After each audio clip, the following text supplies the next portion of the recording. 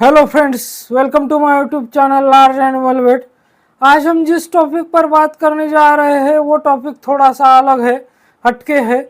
क्योंकि आज हम जिस टॉपिक पर बात करने जा रहे हैं वो टॉपिक है कि वेटरनरी प्रैक्टिस में या वेटरनरी फील्ड में नंबर 1 ड्रग कौन सा है, या ऐसे कौन से 5-10 ड्रग्स है जिसके भरोसे पर हम पूरी वेटरनरी की प्रैक्टिस कर सकते हैं।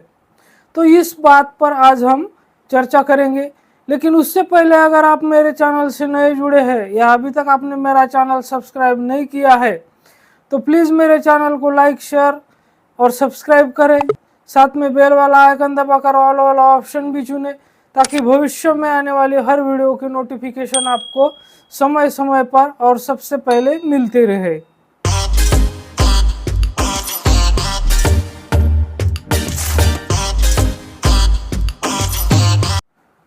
तो वेटरनरी फील्ड जो है वो बहुत ही वास्ट फील्ड है, यानी कि बहुत बड़ा फील्ड है।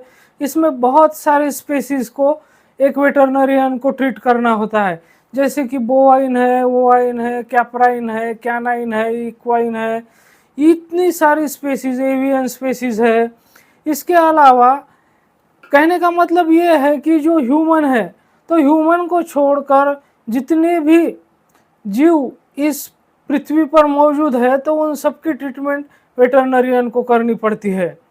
तो क्या ये पॉसिबल हो सकता है कि कुछ 5 या 10 ड्रग्स के भरोसे हम इतने सारे जीवों की प्रैक्टिस, इतने सारे स्पेसीज में जो अलग अलग इतने सारे डिसीज होते हैं, बैक्टीरियल, वायरल, प्रोटोजोअल, फंगल, तो इसकी प्रैक्टिस हम कुछ गिने चुने ड्रग्स के भरोसे कर सकते हैं? क्या आपको ऐसा लगता है कि ऐसा हो सकता है? आपने बहुत से कुछ ऐसे वीडियो भी देखे होंगे कि top 10 veterinary drugs, top 5 veterinary drugs.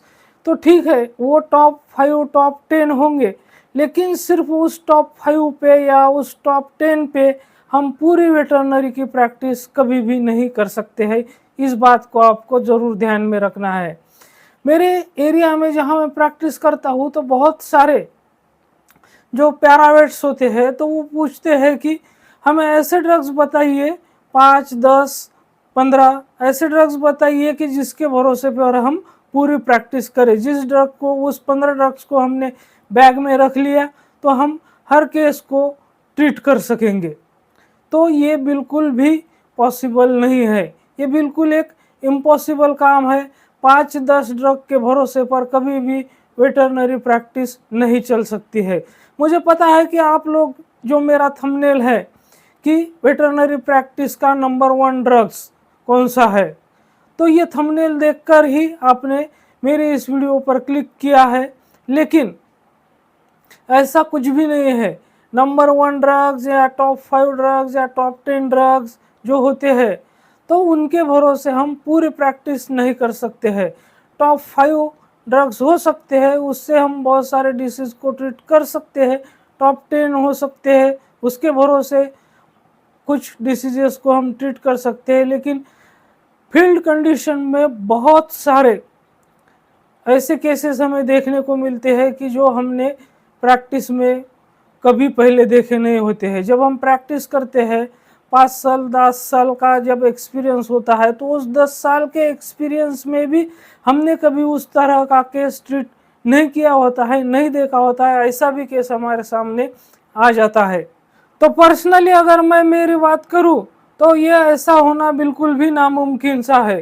क्योंकि अगर मैं एग्जांपल के लिए बताता हूँ कि अगर आप फील्ड में प्रैक्टिस करते समय अगर आपके सामने स्नेक बाइट का केस आया है तो स्नेक बाइट के केस को आपको ट्रीट करने के लिए आपको एंटी स्नेक वेनम ही यूज़ करना पड़ेगा। तो इसके सिवा आपके पास कोई चारा नहीं होता है। अगर कहीं आप डिस्टोकिया के केस को हैंडल करने गए हैं, वहाँ पर सर्विक्स अगर डायलेट नहीं हुआ है तो वहाँ पर आपको इपिडोसिन का ही यूज़ करना पड़ेगा। वहाँ पर आपके लिए दूसरा कोई ऑप्शन नहीं होता है। अगर हम पॉइजनिंग की बात करें तो जैसे कि ऑर्गेनोफॉस्फेट पॉइजनिंग है तो वहाँ पर आपको एट्रोपिन सल्फेट का ही यूज़ करना पड़ेगा। अगर साइनाइड पॉइजनिंग की हम बात करें तो वहाँ पर आपको सोडियम थायोसल्फेट ही उसका एंटीडोट लगाना पड़ेगा। अगर ऑक्जेलेट पॉइजनिंग का केस है या मिल्क फीवर का केस है तो मिल्क फीवर के केस में हमें उसे कैल्शियम देना ही पड़ेगा। ऑक्सैलेट पॉइजनिंग के केस में हमें उसे कैल्शियम देना ही पड़ेगा। अगर नाइट्रेट नाइट्राइट पॉइजनिंग का केस है तो वहाँ पर उसका एंटीडोट जो है, तो नाइट्रेट पॉइजनिंग के केस में आपको मिथिलीन ब्लू ही लगाना पड़ेगा। अगर लीड पॉइजनिंग का केस है तो वहाँ पर आपको कैल्शियम डाइसोडियम EDTA ही लगाना पड़ेगा, क्योंकि वही उसका स्पेसिफिक एंटीडोट है।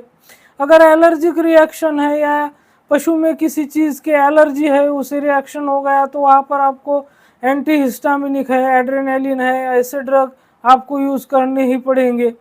तो इसीलिए मेरा मानना ये है कि हर एक ड्रग जो है उसका सेम इम्पोर्टेंस है। कोई भी ड्रग ज़्यादा इम्पोर्टेंस वाला नहीं है, कोई भी ड्रग कम इम्पोर्टेंस वाला नहीं है। एंटीबायोटिक के बारे में हमारे पास चॉइस हो सकती है, उसमें कोई दो राह नहीं है।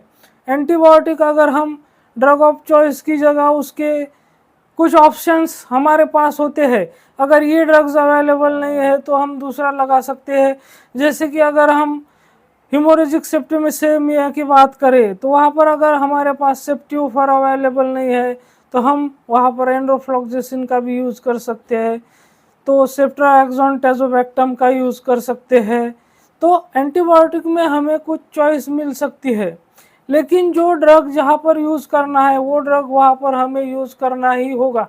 अगर सेरेब्रल एडेमा का केस है तो वहाँ पर हमें डेक्सामेथासोन देना होगा, या फिर जैसे कि मैनिटोल जैसे ड्रग्स होते हैं उसका यूज़ करना पड़ेगा।